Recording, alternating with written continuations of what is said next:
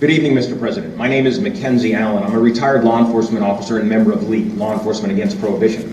The so-called war on drugs has been waged for 40 years at a cost of $1 trillion and thousands of lives, with nothing to show for it but increased supplies, cheaper drugs, and a dramatic increase in violence associated with the underworld drug market.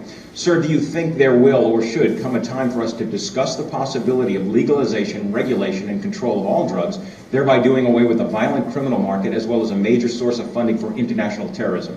Thank you so much for your time, Mr. President. Well, I think this is an entirely legitimate topic for debate. I am not in favor of legalization. I am a strong believer that we have to think more about drugs as a public health problem. When you think about other damaging activities in our society, smoking, drunk driving, making sure you're wearing seat belts. Typically, we've made huge strides over the last 20, 30 years by changing people's attitudes. And on drugs, I think that a lot of times we have been so focused on arrests, incarceration, interdiction, that we don't spend as much time thinking about how do we shrink demand.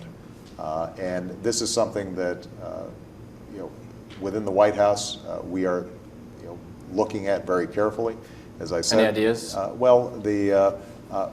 Some of this requires shifting resources, being strategic. Where does it make sense for us to really focus on interdiction? We have to go after drug cartels that not only are selling drugs but are also creating havoc, for example, along the U.S.-Mexican border.